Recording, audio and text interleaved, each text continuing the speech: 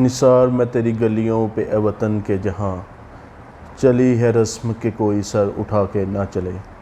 السلام علیکم ناظرین، وسیم کمبو کی طرف سے خوش آمدید۔ ایاز میر، آپ سب اس نام سے واقف ہیں، مشہور جرنلسٹ، صحافی، تجزیہ نگار، اینالسٹ، بزرگ صحافی۔ ان کے اوپر آج تشدد ہوا ہے۔ تشدد نامعلوم افراد نے کیا، اور اس وقت کیا جب وہ اپنے آفس لاہور میں دنیا آفس سے باہر نکل کے اپنی گاڑی میں بیٹھ رہے تھے۔ اس دوران ان کا نامعلوم افراد ان کا موبائل بھی چھین کے لے گئے، اور اس کے ساتھ ساتھ ان کا والٹ بھی۔ یہ صحافیوں پر تشدد کا کوئی پہلا واقعہ تو ہے نہیں، اس سے پہلے بھی متعدد واقعات بلکہ بے شمار واقعات ہو چکے ہیں جس میں معلوم افراد ہمیشہ نامعلوم رہے۔ کل صحافی عمران ریاض خان کے خلاف درجن بھر سے زائد مقدمات درج کیے گئے، اور آج یہ تشدد۔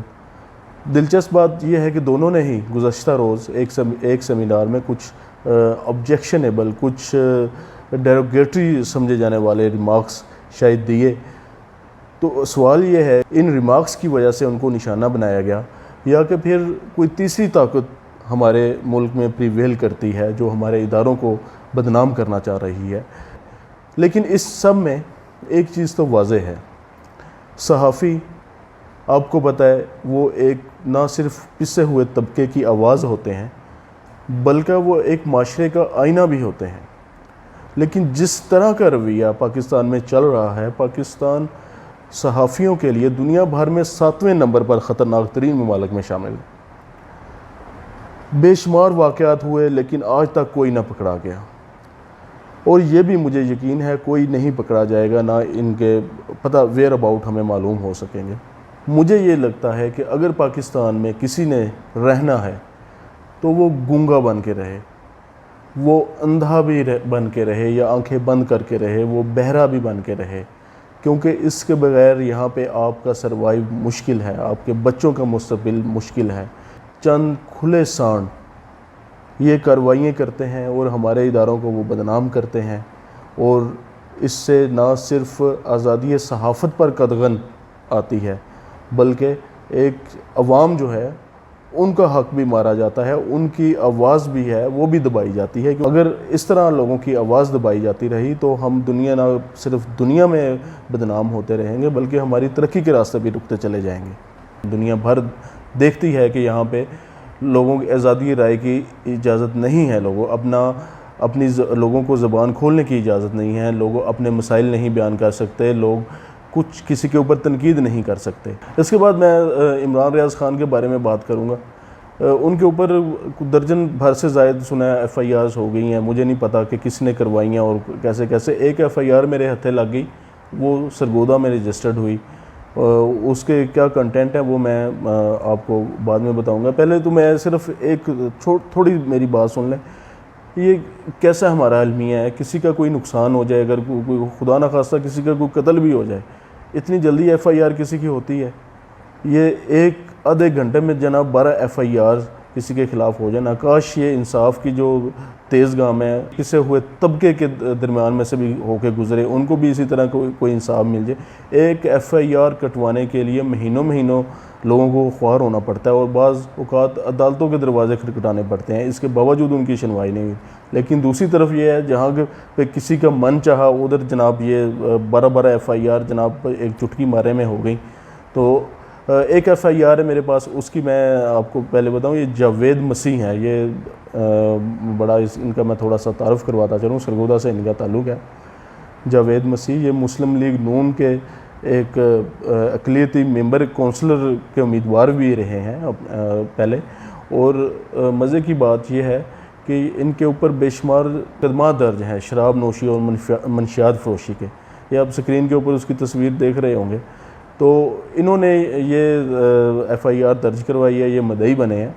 تو اس کا کنٹینٹ کیا ہے یہ میں آپ کو بتانا چاہوں گا، بڑے انٹرسٹنگ مجھے لگا کہ کیسے آپ کو بھی شیئر کروں اس کے کنٹینٹ۔ جناب لکھتے ہیں قبلہ جاوید مسیح صاحب کہ عمران ریاض خان نے یہ جو کلمات ریمارکس دیے، اس سے میرے جذبات مجروح ہوئے ہیں، میرے دل کو بہت تکلیف پہنچی ہے، ٹھیک ہے. تو یہ ہمارے اداروں کو، ہمارے فوجی جوانوں کو، اس سے ان کا جو حوصلہ ہے وہ پست کرنے کی کوشش کی گئی ہے. آپ یہ دیکھ لیں، اس بندے کی شخصیت دیکھ لیں اور اس کا بیک گراؤنڈ دیکھ لیں کہ اس کو جسٹ اس کے جذبات مجروح ہوئے ہیں کہ جناب اور 2 منٹ میں یہ ایف آئی آر درج ہو گئی. کاش کہ انصاف کا نظام ہر غریب کے لیے بھی اسی طرح تیز ہو، لوگوں کے بھی ایف آئی آر ہر بندے کی اسی طرح درج ہو سکیں تھانوں میں، کچہریوں میں. اچھا، انٹرسٹنگ بات ہوتی ہے کہ ایف آئی آرز کوئی نئی بات نہیں ہے، پہلے بھی ہوتی رہی ہیں، ہر حکومت میں جو مخالف ہوتا ہے اس کے خلاف ایف آئی آرز ہوتی رہتی ہیں. لیکن اب جو نیا طریقہ انہوں نے نکالا نا، پہلے تو یہ ہوتا تھا کہ کسی سیاستدان کے خلاف یا کسی صحافی کے خلاف اسلام آباد میں ایف آئی آر درج ہو گئی، اس نے ضمانت کروا لی، وہ سلسلہ چلتا رہا، اس کی عبوری ہو گئی اور پھر جو بھی ہوا وہ یا کاشمنٹ ہو گئی، اس کی ختم ہو گئی. اب یہ ایسا انہوں نے نیا طریقہ ڈھونڈا ہے کہ جی ملک بھر میں مختلف ڈسٹرکٹس میں ایف آئی آر کروا دیں کہ بندہ کدھر کدھر جا کے جناب اپنی ضمانت کروائے گا، متعلقہ ڈسٹرکٹ میں خود اپیئر ہوگا کورٹ کے سامنے، اور کچھ ہو یا نہ ہو وہ بیچارہ خوار تو ہوتا رہے گا نا، چکر تو مارتا رہے گا نا کہ جناب پہلے جناب بکر جائے گا، پھر سرگودا جائے گا، پھر راولپنڈی جائے گا، پھر لیا جائے گا. اس طرح کے علاقوں میں ایف آئی آرز ہوئی ہیں اور اس میں جو مدعی بظاہر نظر آ رہے ہیں وہ ٹاؤٹ قسم کے لوگ ہیں جن کو مدعی بنا کے یہ ایف آئی آر درج کی گئی ہیں. اچھا، ایک اور انٹرسٹنگ بات، یہ جو ایف آئی آر ہے یہ پیکا ایکٹ کے تحت درج کی ہے، prevention of electronic crime act 2016.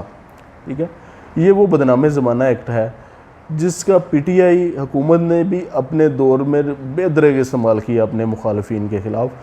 یہ تو بلکہ پیکا آرڈیننس لے کے آئے، اس کے تحت بے شمار جرنلسٹ کے خلاف کارروائیاں کرتے رہے، لیکن بھلا ہو اسلام آباد ہائی کورٹ کا، انہوں نے وہ آرڈیننس کو سیٹ اسائیڈ کر دیا اور عوام کی اس سے جان چھوٹی. ادروائز پی ٹی آئی نے بھی کوئی کم نہیں کی، انہوں نے بھی اپنے دور میں سسٹم کو اچھا کرنے کی کوشش نہیں کی.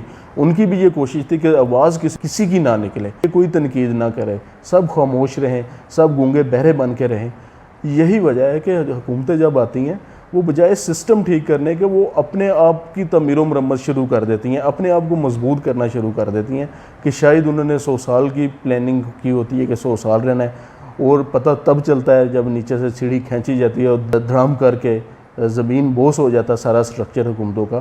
تو یہ پتہ نہیں کب وہ وقت آئے گا، کب ہماری حکومتیں، ہمارے لیڈران میچور ہوں گے کہ وہ اس طرح کے لاز بنائیں گے جن کا مس یوز نہ ہو سکے، اس طرح کے سسٹم بنائیں گے کہ وہ مس یوز نہ ہو سکے، کسی کے خلاف نہ استعمال ہو سکے، بلکہ وہ صرف لوگوں کو ریلیف دینے کے لیے استعمال ہو.